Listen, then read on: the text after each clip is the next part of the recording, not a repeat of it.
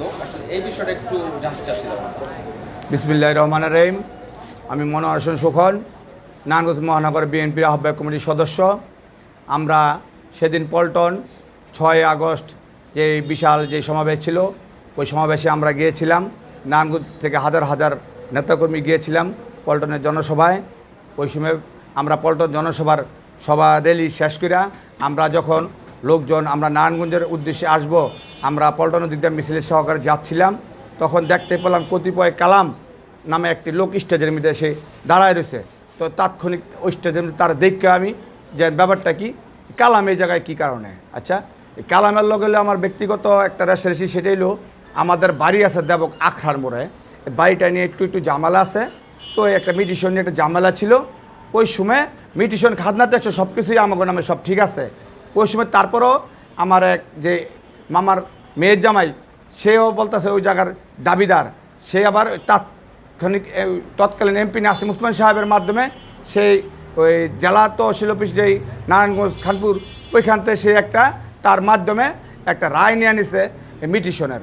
আচ্ছা, এটা বাতিল করার জন্য ওই কালামের যোগসহিত আমাদের এক বড় ভাই দেবকের মামুন ভাই আর লাবলু খান, এদের শরণাপন্ন হইলাম যেন ভাই এই কালামরা তো চিনি না। ওই মামুন ভাই বললো যেন হ্যাঁ কালামে তো ডিসি অফিসে কিছু কাম কাজ করে, বাড়ি জায়গা জোগাড় তো অর্ধা করাতে পারছে। আমি তোকে বললাম যেন ভাই আমি তো হারে চিনি না। ওই মামুন ভাই বললো যেন ঠিক আছে সমস্যা নেই, আমার ছোটো ভাই তুই দে টাকা দে, সমস্যা নেই। তা আমি তাৎক্ষণিক ওই সময় 2.5 লক্ষ টাকা আমি আমার ওয়াইফের স্বর্ণ 10 ভরি বন্ধক ছিল 2014 সনে, তার 2.5 লক্ষ টাকা তাদের মাধ্যমেই দেওয়া হয়েছে। তাদের উপস্থিতিতে আমাদের গদির টেনে টাকা নিয়ে আসছে। আচ্ছা, নেওয়ার পরে আমি এখানে পিছিয়ে 4-5 মাস 6 মাস ঘুরলাম। ঘোরার পরে সে ডিসি সাহেব বদলে গেল, কিন্তু আমার কোনো রায় দিল না। আচ্ছা, রায় দিল না, আমার বিপক্ষে একটা রায় দিয়ে গেলো। তা আমি তার দড়ি ভাই আমার টাকাটা যে নিলেন, তা আমার রায় তো দিল না। তয় কয় রায় দিব না, রায় এটা সেটা আগরবা খালি এরকম করতো। তা আমি আবার ওই মাউন্ট বেড়ে ধরতাম, ধরার পরে ওই এর আবার দলে আমি টাকা লিখে সে আবার আমার আওয়ামী লীগ নেতা শাহ নিজামের মাধ্যমে কয়েকবার আমার হুমকি দিয়েছে। নিজাম বলছে এই তুমি অত ডিস্টার্ব করো না, টাকা পয়সা চাও না, এটা সেটা এরকম হয়রানি করে। ও তো আবার আসলে মামলাবাদ, ডিসি সাহেব ওই লোক আমি ডিসি সাহেবের লোক, এসপি সাহেবের আমি এসপি সাহেবের লোক, কই মানুষের শুধু আমি না, এরকম অনেক অভিযোগ ওর নামে আছে। ও এই কামই করে, আর কোনো ব্যবসা নাই বাণিজ্য নাই, এগুলা করে চলে। তো ওদিনকে আমরা তারা দেখছি, আমি বিএনপি থেকে 14 বার জেলে গেছি, কিন্তু আমাকে 3 বার জেল খাটাইছে। এই কালাম বিভিন্ন মামলা টামলা দিয়ে আমি টাকা পয়সা চাইলেও হয়রানি করতো। তাৎক্ষণিক তার আমি স্টেজে দীক্ষা এই তুই এখানে কি লিগা, আমি তার হাতে ধরে নামাইছি যে আওয়ামী লীগের 200 শাহিম ওসমান লোক আওয়ামী লীগ করে এনে কী চাও। তাৎক্ষণিক সে বলে না আমি আওয়ামী লীগ করে বীর না, তুই আওয়ামী লীগ করছো কে। তার মাথার মধ্যে আমি একটা ধাক্কা দিছি।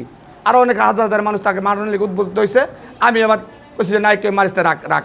এ কথা 2জন সাংবাদিকও আসছিল, ইব্রাহিম নামে সাংবাদিক, আর 2জন সাংবাদিক নারায়ণগঞ্জ তাৎক্ষণিক আমার সাথে উপস্থিত ছিল।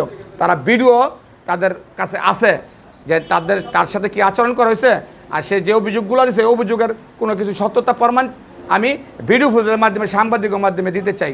আমি যে ঘটনা, সেই ঘটনা মিথ্যা বানোয়াট, সে আমার ভাবমূর্তি নষ্ট করার জন্য সে আমাকে ওইখানে মিথ্যা একটা অভিযোগ করছে আমার নামে।